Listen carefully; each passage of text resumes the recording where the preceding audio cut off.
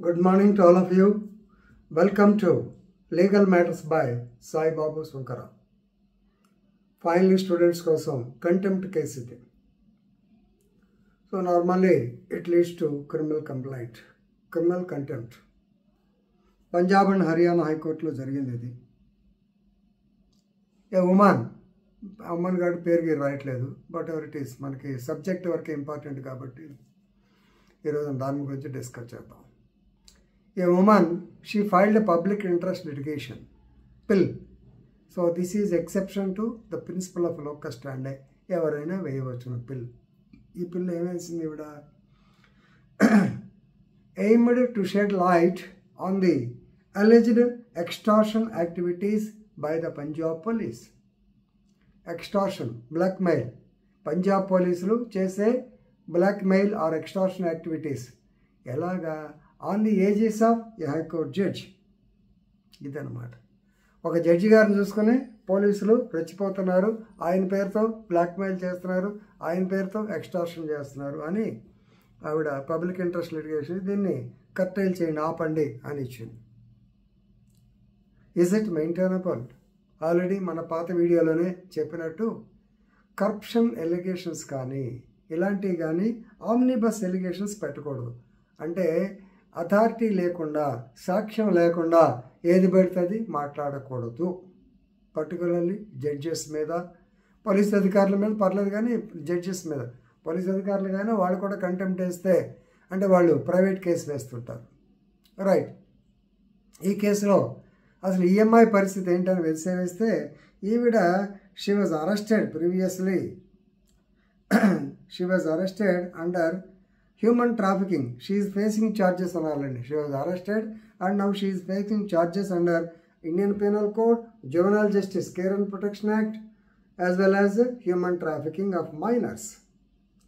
ఇవి ఎంత serious charges అండి. ఈ పెట్టుకుని ఈవిడేమంటుందంటే she claims to be a whistleblower, అంటే ఆర్టీఐ యాక్టివిస్ట్. సో ఆర్టీఐ ప్రజల చేతిలో పాశుపతాస్త్రం అని రకరకాల మాటలు చెబుతుంటాం కదా, రైట్, సమాచార హక్కు గురించి. ఆ సమాచార హక్కుని అడ్వాంటేజ్ తీసుకుని ఈవిడ, అంటే తను అనేది ఏంటంటే తను సమాజ సేవకురాల్ని, ఈ యొక్క సమాచార హక్కు గురించి నేను బాగా చేస్తున్నాను, విజిల్ బ్లోయర్ని, కాబట్టి విజిల్ బ్లోయర్స్ ప్రొటెక్షన్ యాక్ట్ అని ఉంటుంది కదా, నాకు ప్రొటెక్షన్ ఇవ్వండి అని ఆవిడ క్లెయిమ్ చేస్తుంది. ఓ పక్క షీఈ్ ఫేసింగ్ కేసెస్. ఇది ఉంటే ఈ మధ్యలో మళ్ళీ హైకోర్టు జడ్జి గారి యొక్క ఏమంటారు ఏజీస్ లేదా వారి యొక్క సపోర్టుతో పంజాబ్ అండ్ హర్యానా పోలీసులు జనాన్ని హింసిస్తున్నారు, బ్లాక్మెయిల్ చేస్తున్నారు, ఎక్స్టార్షన్ చేస్తున్నారు. ఎవరైనా ఊరుకుంటారా? ఇది పిల్లి సంగతి పోయే. Now she has to face contempt. Chief justice ఇమీడియట్గా గుర్మీందర్ సింగ్ సంధువాలియా ఆయన, ఇదేమిటి, what is this allegation, how can she A public interest? దీంట్లో పబ్లిక్ ఇంట్రెస్ట్ ఏముంది ఆవిడకి? లేదా ఎలిగేషన్స్ ఏమన్నా, ఎక్స్టార్షన్ యాక్టివిటీస్ ఏమన్నా కేసులు ఉన్నాయా? ఏమీ లేవు. ఏమీ లేకుండా ఎట్లా పెట్టుద్ది అంటే భయపెడతానికి. ఈ ఆర్టీఐ యాక్టివిస్టులు ముదిరే కొందుకు ఇలా తయారవుతున్నారు చాలామంది, నేను చూస్తున్నాను. ఎందుకంటే అది వాళ్ళ చేతుల్లో, లిటిగెంట్ చేతుల్లోకి వెళ్ళిపోయి very purpose is being defeated now court. ఎందుకంటే ఇలా వదిలిపెడితే ఇదే కోర్టులో ఆవిడ అటెండ్ అవుతా ఉంది, ఏదో మాట్లాడుతుంది కాబట్టి ఖచ్చితంగా take a case of contempt అన్నారు. ఆ జడ్జి గారు స్టేట్మెంట్ రికార్డ్ చేశారు. Now she is being given a notice under section 12 of the contempt of the courts act. ఇప్పుడు ఆటోమేటిక్గా పోలీసులు ఆవిడ మీద కేసు రిజిస్టర్ చేయాల్సి ఉంటుంది, కంటెంప్ట్ నోటీస్ వెళ్తుంది. ఒక పక్క హైకోర్టులో ట్రయల్ జరుగుద్ది, ఏమవుతుందో చూద్దాం. కానీ దీనిలో మనం నేర్చుకోవాల్సింది ఏమిటంటే ఆమ్నిబస్ ఎలిగేషన్స్, అంటే ఏది పడితే అది జడ్జిల మీద ఎలిగేషన్స్ పెట్టకూడదు.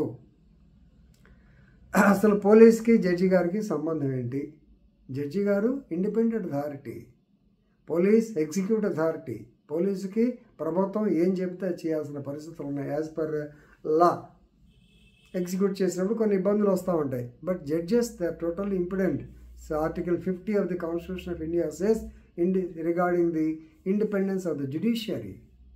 సో వారు పోలీసులు కలిసి జనాన్ని ఇబ్బంది పెడుతున్నారు అనే ఎలిగేషన్ ఎంతవరకు నిజం పోని పెట్టారు. దానికి ఏమైనా ఎవిడెన్స్ ఉందా, సాక్ష్యం ఉందా, పలానా ఇష్యూలు ఇట్లా జరిగిందని ఏమన్నా దాంట్లో మెన్షన్ చేశారా? ఏమీ లేదు. అంటే బ్లాక్మెయిలింగ్, ఈవిడ ఎక్స్ట్రాషన్ టెక్నాలజీ అంతకన్నారు. అలా చేస్తే ఏమవుతుంది? కంటెంప్ట్ అవుతుంది. అది మీరందరూ తెలుసుకోవాలి. ఎందుకంటే కోర్టు లేకపోతే ఇండిపెండెంట్గా ఫియర్స్గా తనకి యాక్టివిటీ చేయలేవు. ఇలా ప్రతి వాళ్ళు అడ్డం పెడుతుంటారు.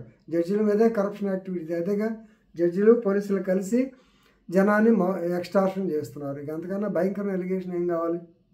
So she is not being spared. Contempt notice as given, section 12 of the contempts of the courts act ప్రకారం. చూద్దాం ఏమవుతుందో. Thank you.